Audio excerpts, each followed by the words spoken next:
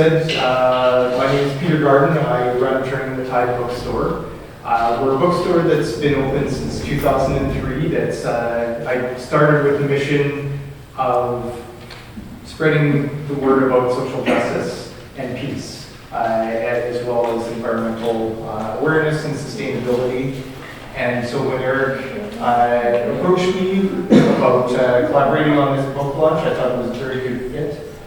I think, with the state of the world today, we really need to hear stories that are different from our own, stories that foster empathy and a sense of justice, and from that, hopefully grows a sense of solidarity and the desire to, when we see our friends and neighbors and their family members in other parts of the world in trouble, under attack, that we will act in solidarity to stand with them and do what we can to help and to aid in whatever way we can. So I'm really pleased to be a part of this tonight and to hear more about your story, Sultan, and I'll pass it back to Eric to start the proceedings. I've done many jobs in my life. I'm turning 77 shortly.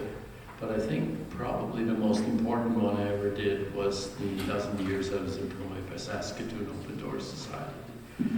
And Sultan is one of the most memorable people that I met and learned from there.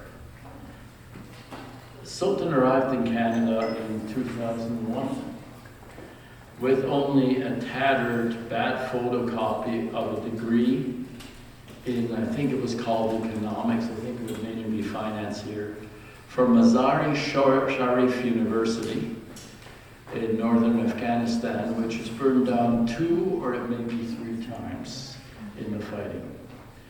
Many years later, his father was able to find a verification of that in the central records of Kabul. He started in a job with a meat packing plant where he injured his back and is still suffering from that injury today. And is an incredible story, an incredible example of hopefulness, resilience, resourcefulness.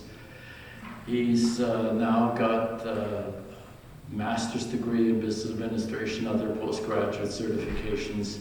He's the Human Resources Director at Open Door, which now has about 300 employees. And if you look him up on the internet, you will see all the different boards of directors, the Centennial Auditorium, as it used to be called, the Symphony, Habitat for Humanities, etc. He's made a contribution everywhere, and still does. Just a few days ago, he called me after driving back for 18 hours with 3 high school students, his daughter and 2 others, on a geology trip in the Rocky Mountains. And somehow, in addition to all he does for the community and helping the many people he has helped, refugees, make their way to Canada, not just Afghans, but he also started a petition to make it a little easier for people from Gaza to come to Canada. It's almost impossible, a little more possible now.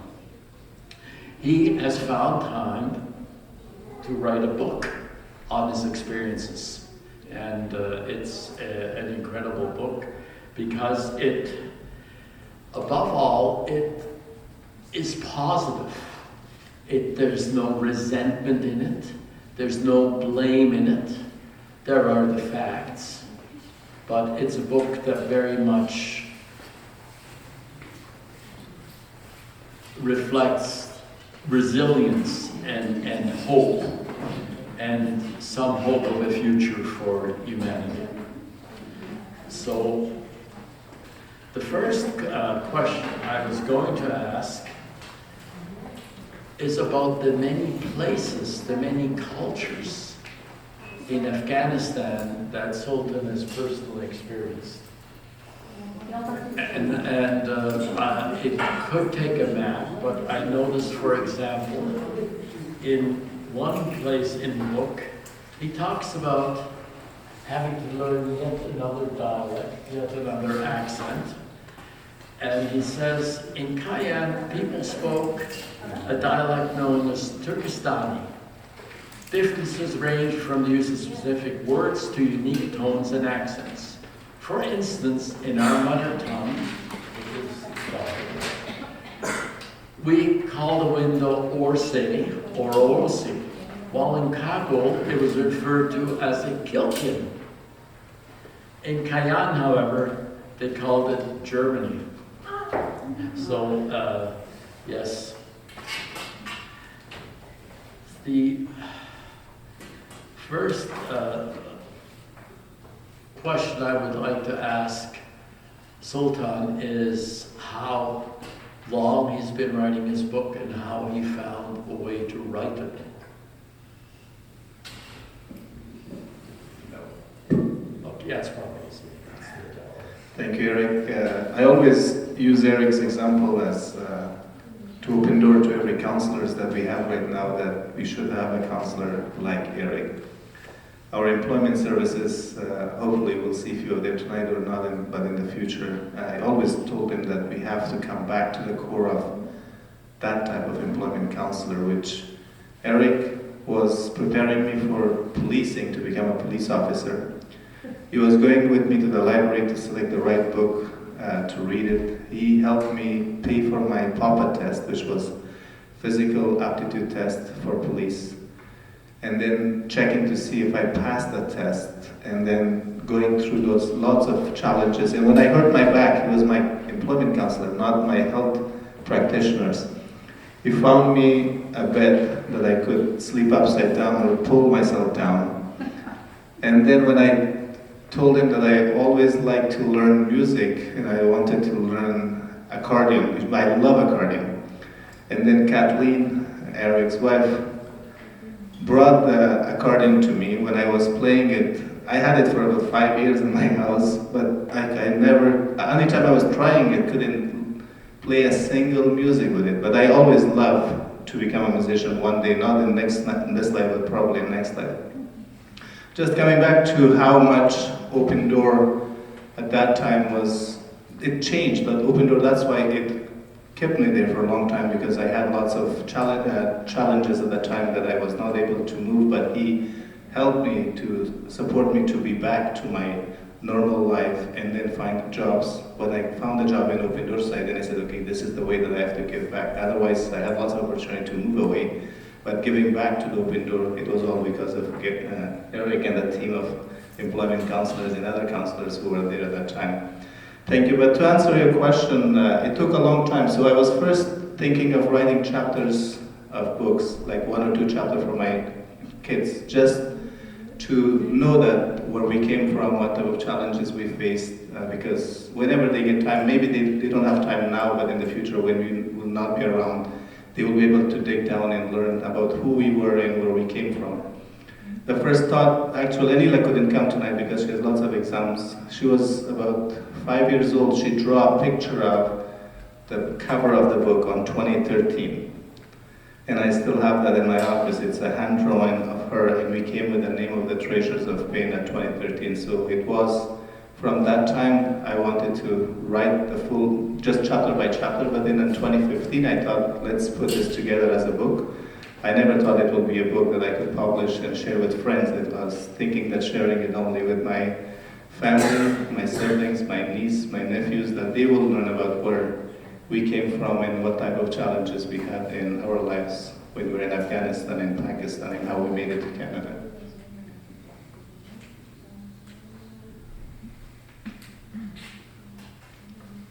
I did give out to people a list of questions that Sultan suggested, so you're very welcome to interrupt, to ask questions.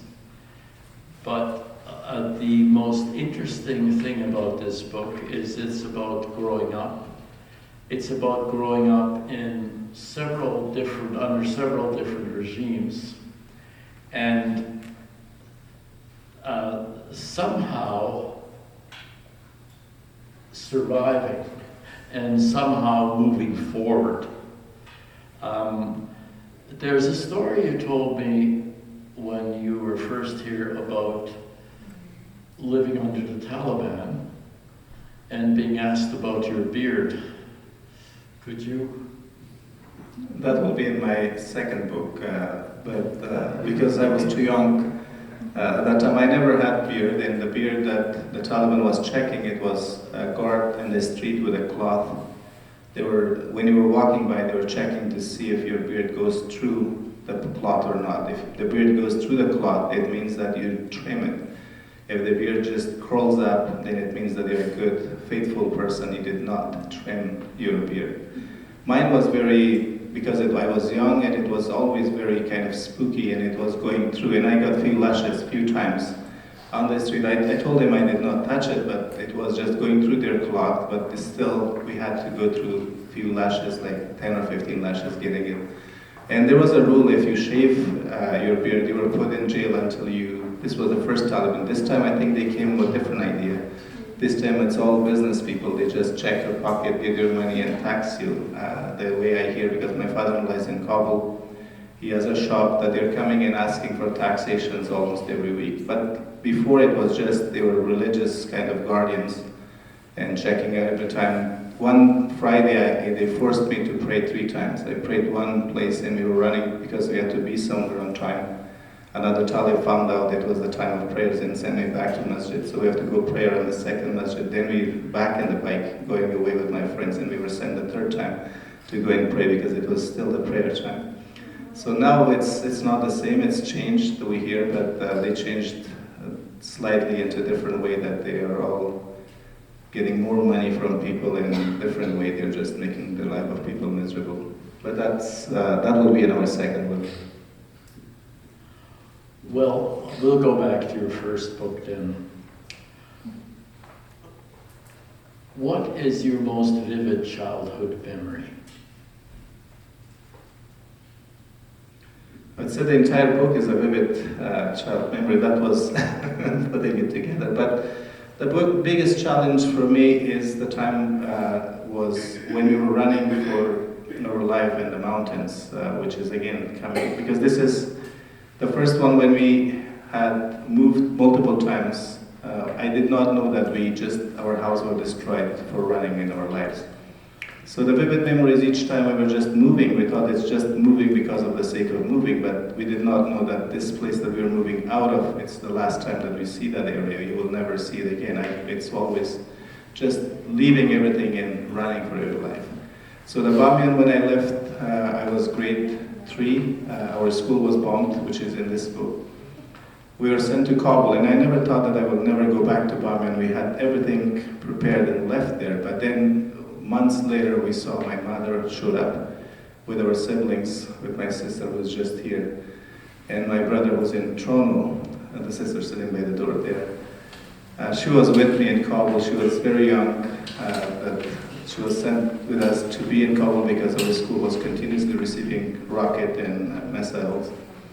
So my mother and my father was somewhere in the army, but then I saw my mom showed up with the younger siblings. They said the Bamiyan collapsed from the hand of the government. So the only thing she had was just the 2 babies with her, nothing else. And her sandals were mismatched.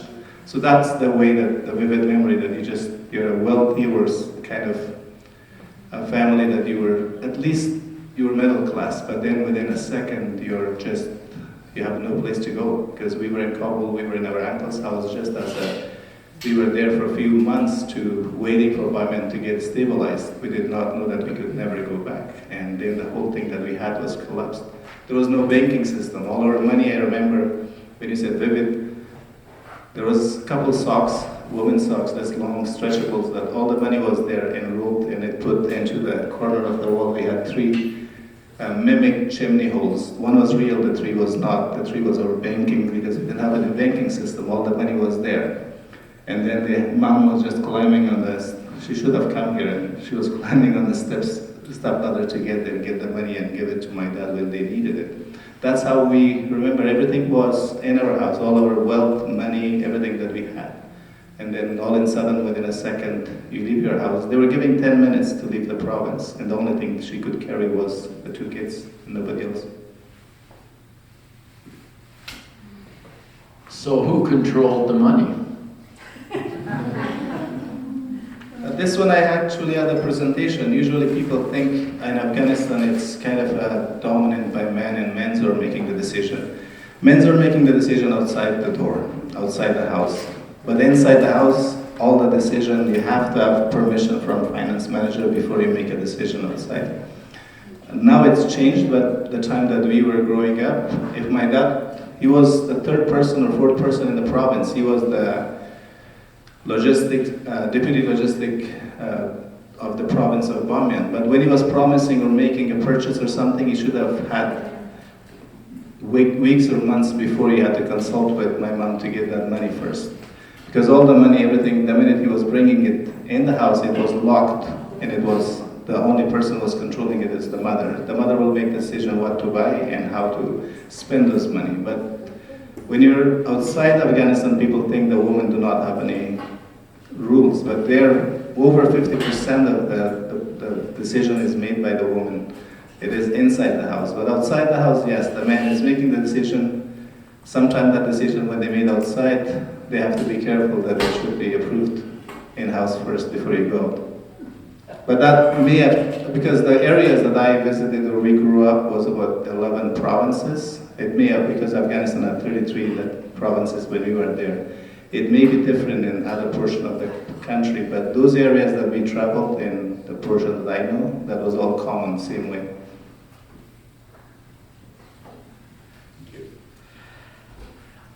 So when you grew up under the Soviet occupation, and Canada and many other nations contributed directly and indirectly to trying to end that occupation. What were your experiences like under the Soviet occupation? You talk about that. For example, there's the Good Shepherd chapter in which you talk about. I don't know if I read it or should I just talk about it. Personally, when I grew up, I was pre-kindergarten. Before I was grade 1, they call it pionero. You have to be a very good communist. So I was a very right communist before I joined the school. And they give you a tie, you have to be able to tie that knot a specific way. You had a very red hat and you have to sing a song every morning. I still remember that song. It was, maybe it's not properly memorized. We used to say, Zoestes Castramio, such as Nachi, me pianero, Yeteraboche, something like that. So this is 43 years ago that I learned it, and I still remember it. Every morning was standing and singing it, that we are the pioneer of this, and we are here for future of the country. We're standing against all, I would say, capitalism and any other. So this was very, very young age, like before you go to school. And we were giving, there was a chapter, I think, about my bicycle that they were giving, and we thought that bicycle was just given to us for a day or two. My brother and I, we took it outside, we punctured it, and we brought it back and lit it in the hallway. A week later, they said, bring your bikes, go for a run. We said, okay, what happened with our bikes? Because we didn't even tell our parents. Once it punctured, we thought it belonged to the Pionero, the school of the pianers. But that was a very great memory for me. I did not know much about, and still I have that, I think it was best time of our life, because we had this soldiers of Russia who spoke Farsi. They were from Tajikistan or Uzbekistan. They were coming to our class and they were telling us that you will be the best of your time once you grow up and be in their age. The war will end, the whole entire world will be in peace, so you just don't worry, you will be the best pionero. But they were coming to our classes, sitting with us and teaching us how to make things out of those Play-Dohs. And every morning we used to go and exercise and do a march around the school with the Russian soldiers, and anyone who did a good march, they were receiving cookies and candies and milk, cans of milk that they called meliko. So those were, like, we had zero kind of thought about other things, and but it was, did not know outside that environment. And the Gerzando, the city that I grew up, when Russians were around, even when the regime collapsed, the communist regime at that time, I wanted to go back. When I sent my younger brother to take some pictures, my sister had the opportunity to go back. Although when she left, she was too young, but she lived in Bamiyan. That place was completely demolished and became the field, and they don't even call the same name anymore. They call it so many other names, but not the Gerzandoi that we grew up. I don't know where the Gerzandoi language came from. When we moved in there used to be a small research space of Germans. There was space for different countries were coming and doing some research in the area. And they had this small rounded tent. And that was, for me, as a picture of the town, the things that you can see in the book. The communist regime was very, very helpful for all of us. And as a young children, the school was good. The school was giving us, every 3 months they were giving us money. 1 or 2 times they give us money because there was lots of pins were putting with small bombs around the school that anyone was clicking, it was exploding. So just for school to protect us, they said anything that you find outside school, do not take it. So we had this allowance from the school. Every child will receive 500 Afghani that you should buy everything that you need, but do not take or pick up anything from outside the school to protect the kids in schools. So, but then we have seen the collapse of the regime. Then we saw another government. We were always hoping the second government will be better. But I personally suffered more running around in the mountains, and we had no food or water for days or months. And then we saw the Taliban came. One time we actually witnessed after the communists, when the Mujahideen took over, we had 2 governments, 2 passports, the North and the South, 2 currency, the North and the South currency. And you had one country, the group that they were fighting against the communist regime, they created the country into like completely chaotic situation. Every tiny town had their own kings and their own president. But I don't have any good memories of that time. But then the Taliban came, so overall, the whole world knows what the memories of other people would be. But one thing I did my best into the book, like everything that I tried to make sure that I will write it unbiased. It should be pure from the point of view how we will write something, that it will be removing all our biases. But I would say that was one of the biggest and hardest thing that I could just reviewing and reviewing to make sure that I'm not writing anything that's biased against any cultural group, against any faith group, against any foreign policies or anything else. But it was very hard, and I found out that no matter how much you remove it, as a human being, we have our DNAs that we always have some biases, that something that it was good, you will keep it, you will be in favor of it, and something that is bad, you are not in favor of that. You have a chapter or a section on those exploding pins. Where did they come from? I have a friend that I actually invited him to come here. He said, please do not say any Mujahideen leader's name. It didn't show up. Mustafa Mastan, if you know him, he is a very dedicated person with that one group of Mujahideen. You know Mustafa, right? He just texted me that he cannot come. But we were told that all of these pens and everything that was putting explosive around in Kabul, that was all was sent by Gulbuddin Hikmatyar. I don't know how much accurate it is, but that's how I put it, his name there in the book. And as I said, I could not be unbiased, but I put it what we were told and how we were afraid. I have few family members that they were actually impacted by this, and one of that is my cousin's brother-in-law. He was 8 years old and he found a pen, he was just playing with it and exploded, and he lost one of his eye, and he's in Ireland right now. we do have a lot of like stories of those tiny pens were going, like you get out of the school, you find some toys, you play with it and it explodes.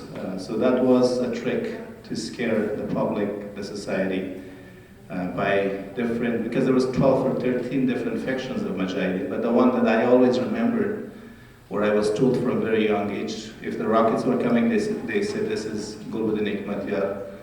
And if there was any bomb, they said it's a Gulbuddin Hikmatyar. I was thinking to myself, when I grew up, Gulbuddin will be long gone, he's an elderly man, but now he's younger than me.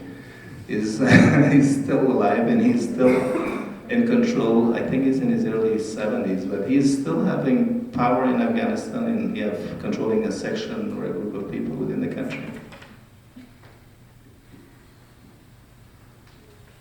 Well, the Russians supplied you with party balloons, didn't they?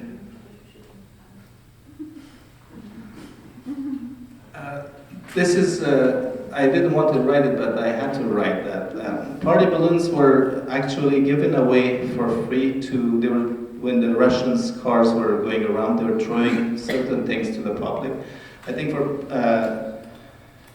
kind of family control or family planning, they were giving, I did not know that was condom until I left Afghanistan. So it was a day, Teacher's Day, so we were asked to go and design the classroom.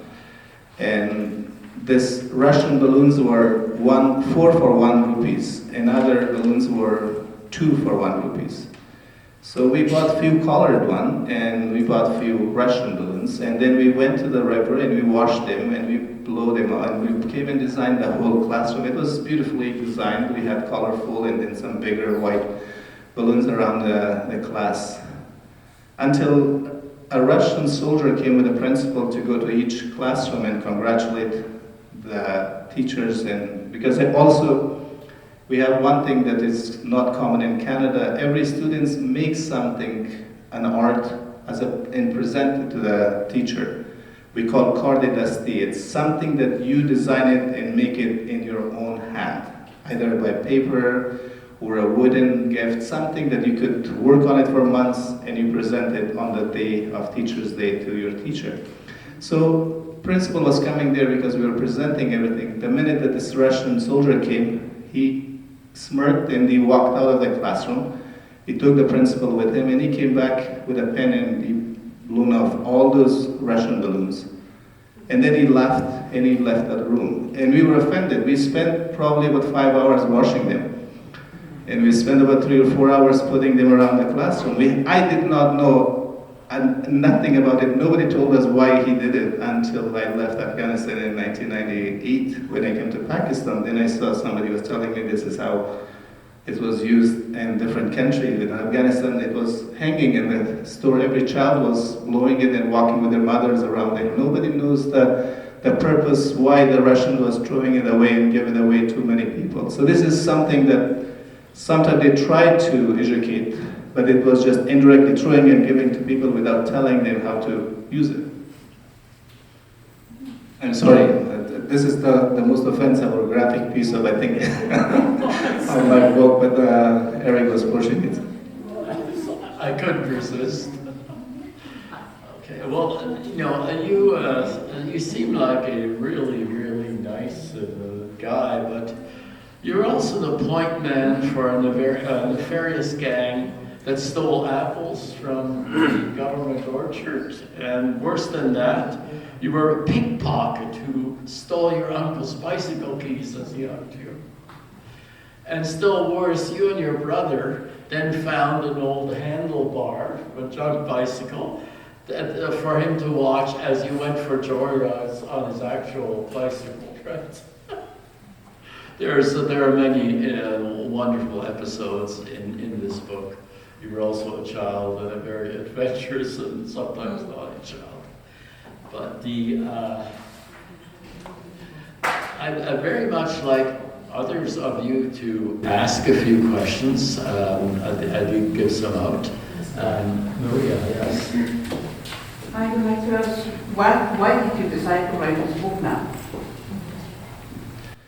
As I said, that I actually wanted to write a few chapters for my kids because when I was telling stories at home, like always when it came time, then my younger brother who's in Toronto, Sultan, which in the book we put him as Gulava, we always tell stories when kids are around and laughing how our childhood was passed. And then kids were looking at us and just puzzled at what kind of life we had.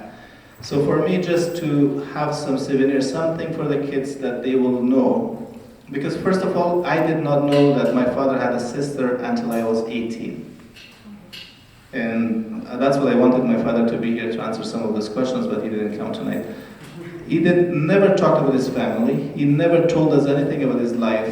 And I found out when he was 18 or 19 by accident that one day our door was, we had people knock the door, we walked out and they said, "Oh, I'm your nephews from your father's side." And then my father said, "Okay, come on in," because there was a war in the different province. So all of his family moved to the city. So we had to be welcoming them I had no idea that my father had a sister, and the sister had 5 kids, and they had all the family, big family. They showed up after 18, 19 years, they found us. Plus, many other things that we have done in Afghanistan. Here, the life is different, so I wanted to write a few chapters for kids like my son Amin is born here, Anila was born here, so I wanted them to know what type of life we had. But when I wrote 1 or 2 chapters, then I said, okay, I can probably write more chapters and share with my brother, kids, and nephew and nieces that they can know more about us, who we were, and how we were stealing apples from trees and doing certain things in our young age. But then later when I wrote more, then friends and co-workers, everyone came and said, okay, you should put this as a book. We want to read it too. So then, with the help of everyone, otherwise I wouldn't be able to be here. Kathleen and Eric talked to every group. I just came here tonight, but I had no clue who was the people of this church. The gentleman, he made it possible, and when I came, Vijay put the picture. Ashwarya's husband printed about 8 or 9 different covers for me. Ashwarya was editing this for me. Michael Afenfia was editing chapter by chapter. Amin was editing chapter by chapter.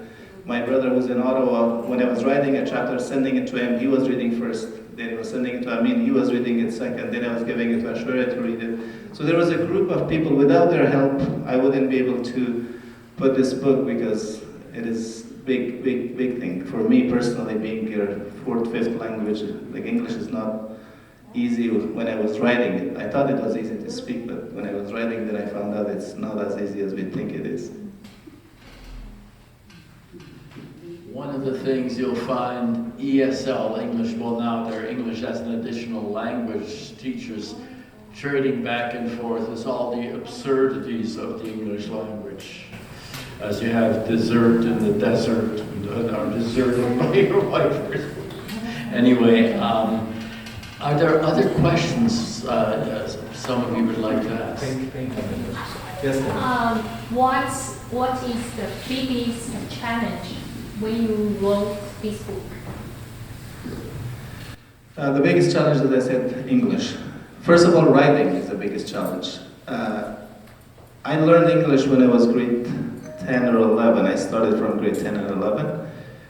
I used to write poetry in Farsi. In Afghanistan, everything is in poetry because the language, a Persian language, is everything is about you. If you cannot say things, you say it in a poetry way that people will not get offended. Because every word you can just use metaphors. When I was writing, I was just saying, okay, how I can kind of polish this, but then I was stuck with words. Okay, is this the right word to use it here, or should I change this word to different things?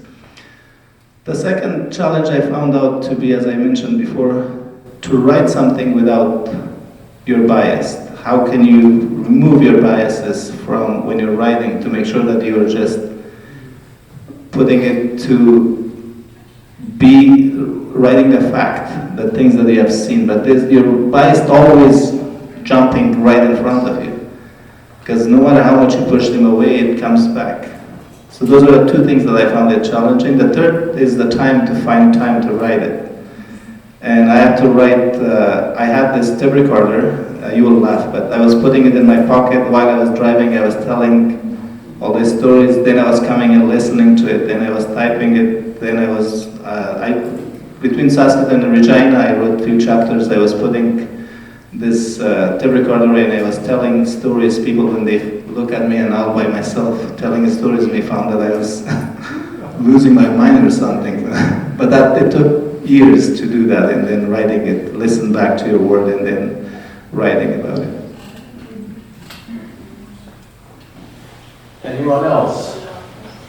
Yes, please. How did living in a war zone shape your identity and values?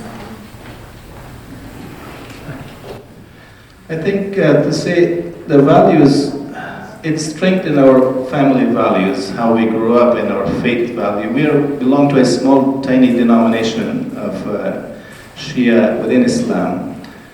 And when we grew up, first of all, when I grew up in this town where I just learned that I was Shia, I was Ismaili, there was 30 families around us. And I thought the whole world was Ismaili. And we were speaking the same language, we were just having the same fun, we were celebrating the same holidays. And I did not know that there was more people with different values until I was grade 2 or 3. Grade 2, we were invited in one house, we went there and we had food in the wedding. When we came back, they broke out all their dishes, they threw it over the fence. And I was so happy because we used to use those dishes as play, like as a game. We call it no go go. We run back and I got it. My dad said, don't go back. So we hold our hands. And then I asked him a question, why they broke this beautiful dishes? He said nothing. He said, don't worry about it. Maybe it was too old. It was right as we came around the corner, they threw it over the fence. Later I found out because we were from different denominations, we touched those dishes, so they had to break it. And I felt in a way that, okay, they invited us to be in their wedding. They invited us to sit there because my dad was in a higher government position. But then they're, like right after when you leave, they break all the dishes that you touch. So then when I came to Kabul, one day I got up from my seat and I said a word, and then another grade 4 guy is asking me, what does that mean? What do you mean by saying Ya Ali? I said, Ya Ali means Ya Ali. He says, who's Ali? So we got in a big debate. When I walked out of the classroom, there was 8 people beat me up, almost to kill me. Like I was so beaten up that I came home and I asked my uncle, I said, who's Ali and why I was beaten up this much because of this guy? And he said, don't talk about religion when you go to school because this school is this type of denomination, that group of denomination. I did not know any of them. First, the challenge was the accent. The second, the challenge was, so how it shaped me that the more I learned, there's lots of people doing certain things without knowing about other people. Fortunately for me, the opportunity was enough for 17, 18 years of my life to travel around like 11, 12 different provinces, that I met people. We had friends from very diverse group of people going and coming, so we had this family ties, family relationship, that I found out that this is not common. It's just a certain pockets of people within the society that they are just, without knowing their own faith, without knowing their own values, they're just discriminating against other groups. So the more we traveled around, the more it strengthened my values, the more it strengthened my faith that, okay, even if I'm different, but I'm still, this is a part of the same society, because the beauty is in diversity. So we always hold it tight to that and then explain to other people why we're different, what are those differences. So my mom and dad are here, so I hope that they could, I may say things, من می‌خواستم از یک چند سوالا رو بیشتر از بی‌اضافه پرسان کنم. من گفتم تا 10 سالا بودیم خبر نبودیم که آقایم همشیره داره. So just asking him that I did not know that he had sister until I was 17. So that's to answer your question. Yes, the more diverse group, it enriched my values, and then it kind of opened our eyes to see that no matter how different we are always the same. There's lots of similarities within each denominations and cultural group and everything, to the point that when I came here, when kids were young, we went to Hindu temples, we went to Buddhist temples, we went to different synagogue and also different churches. to show and sit with my family, with my wife and kids, to see that what are the similarities, what we do that are similar to this group. So you find a lot of similarities, more similarities than differences. So once you know it, then you know, okay, yes, they do the same way, they are doing this way, and we were doing it that way. If you walk into any Buddhist temple, you see that they have water under the picture of the Buddha, that any guest comes, they have to drink that one. If you walk to Jamatkana, we have the similar things. If you go to the Gurdwara, we have the same secret in water that Gurdwaras, that when you walk in Gurdwara, we call it secret, and they have to call it secret. And there's so much similarities that you find out that we are actually more similar, and it will strengthen our values, it will strengthen our knowledge about diversity, and that way it will bring the people closer to one another.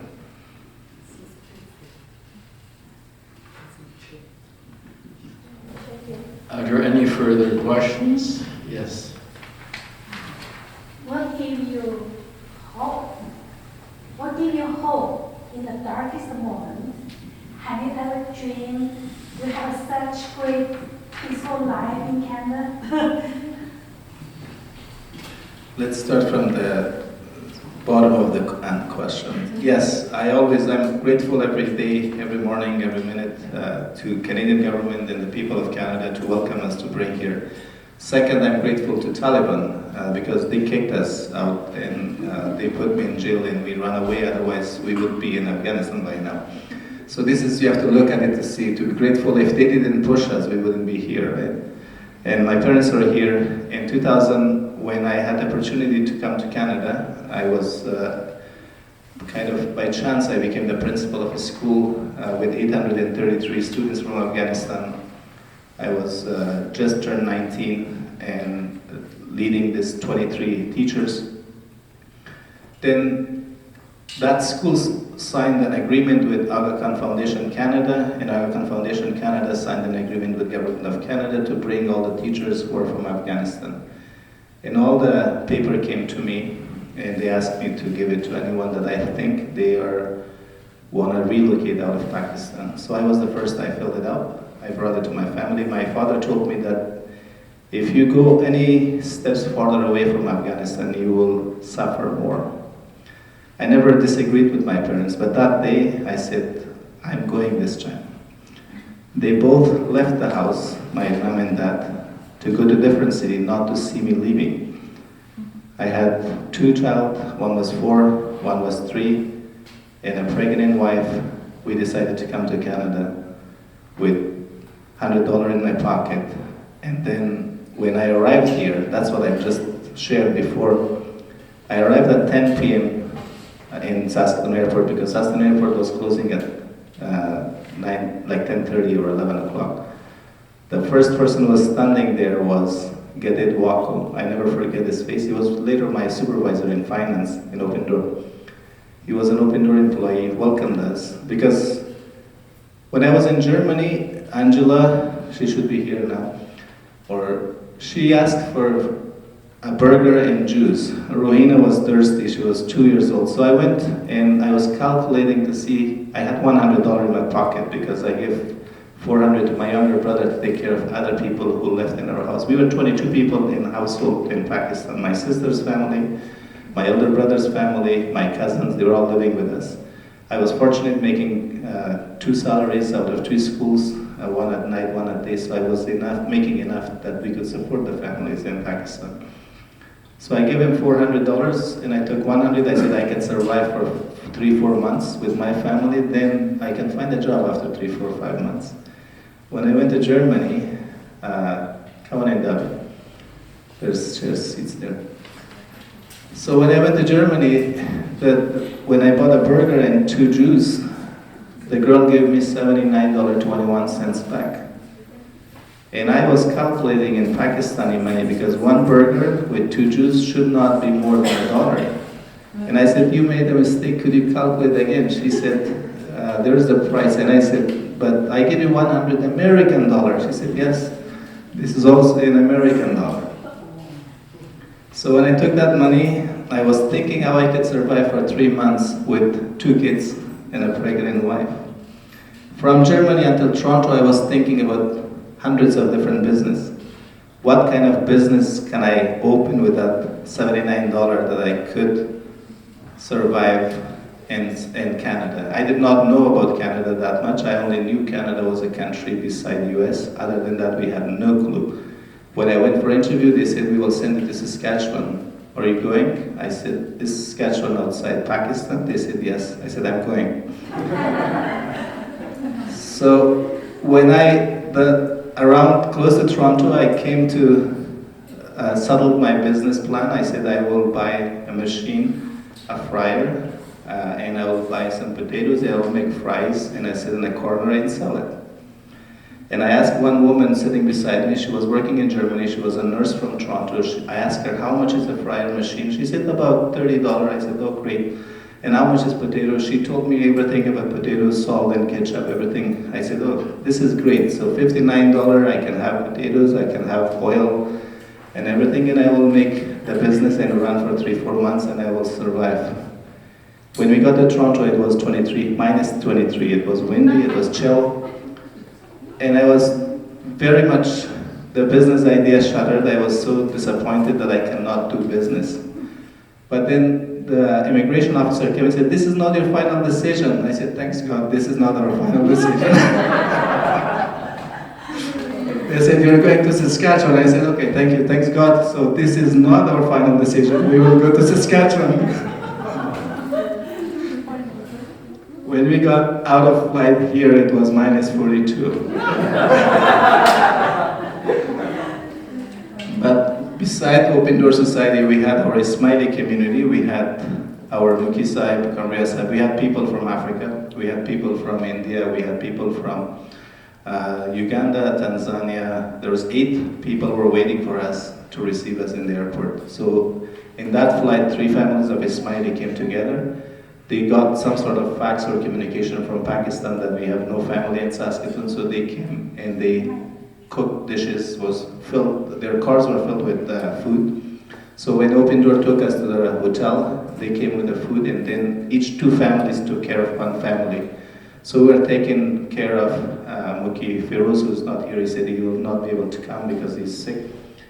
Their family took care of us for 2.5 years, like as a buddy support, that anything we needed, we were calling them, and we were appreciating it. I tried to acknowledge that, but it was hard to acknowledge every member of our community who supported us in those days in Saskatoon. Yeah, that's, like, I'm grateful for Canadian and for Taliban that kicking us out of Afghanistan. Well, thank you. If there are any more urgent questions, I'll take one more. Oh, well, I'll take 2 then. Quick ones. Yes.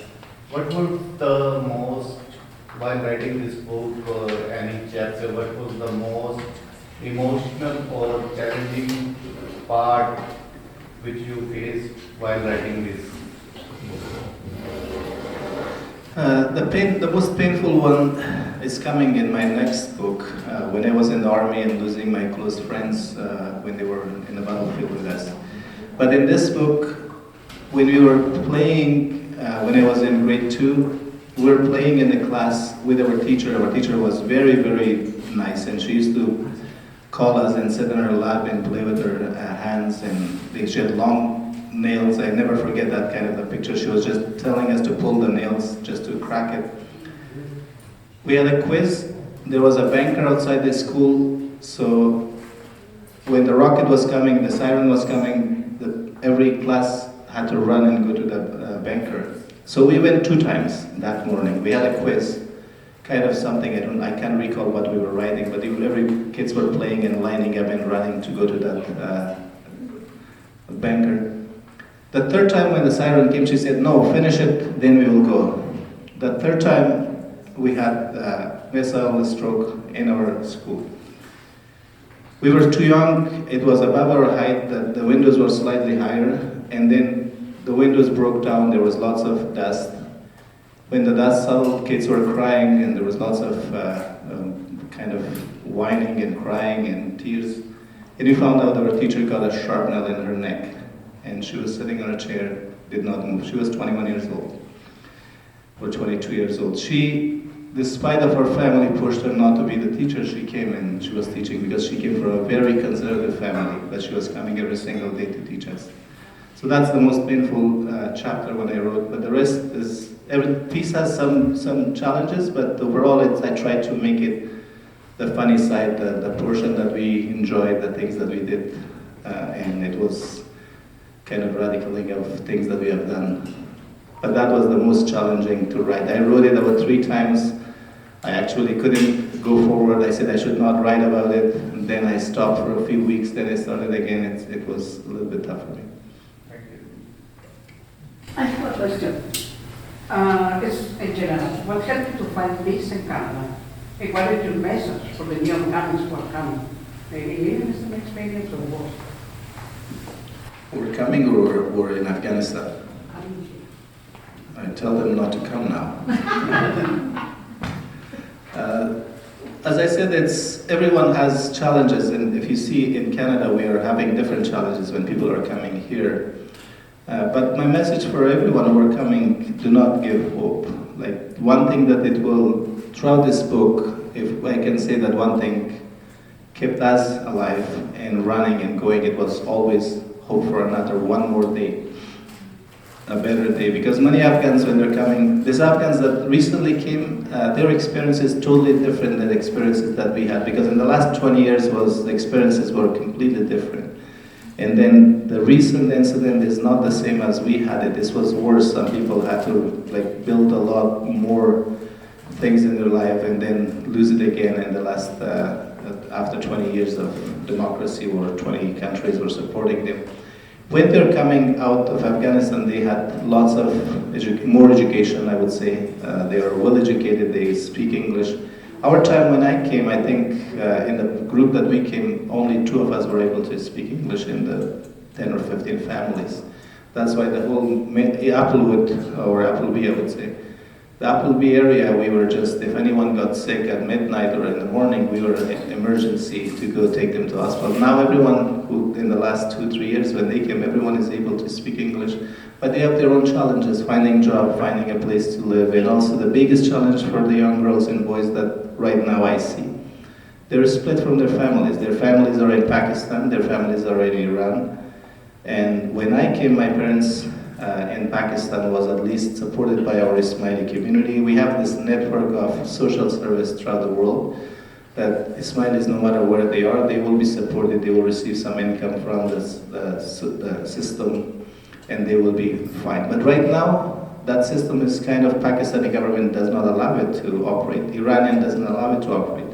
So they have these families that I've seen, lots of young girls and boys who are in Saskatoon. The biggest challenge I see now for them is their parents are in Pakistan, their parents are in Afghanistan. They have to support themselves here and support them there because it's expensive to send money every month to Pakistan or to Iran or to Turkey or other countries while you're not even able to sustain your own life here in Saskatoon. And that's the biggest challenge. And we have over 200 single men and young girls and boys in Saskatoon from Afghanistan.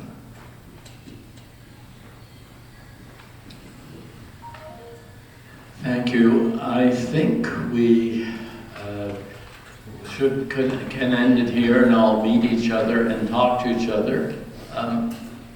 Yes, did you? Okay. I want to just have a minute of silence for that teacher that died so long ago, the children in Gaza, the many that are dead there, and for the many that are dead and suffering. Let's just take 1 minute to think about the world that we're not in. Thank you.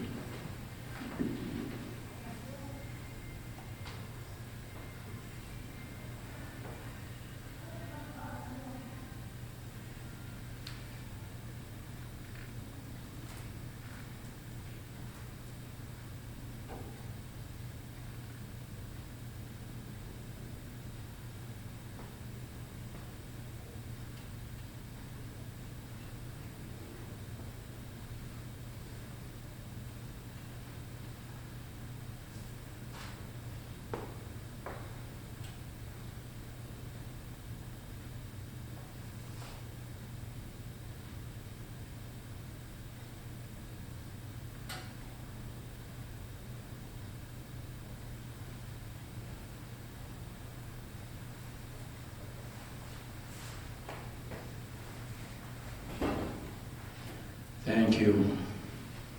And thank you, Sultan Ali. It's a fantastic book.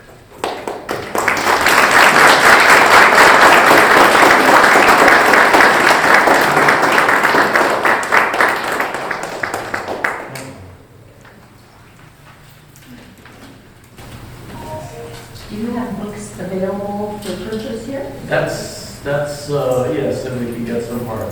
That's Peter Garden, Virginia Price Bookstore. He has a machine there. Right there at the back. There's also some popular. We have some green tea, Afghan tea, and some other crystal.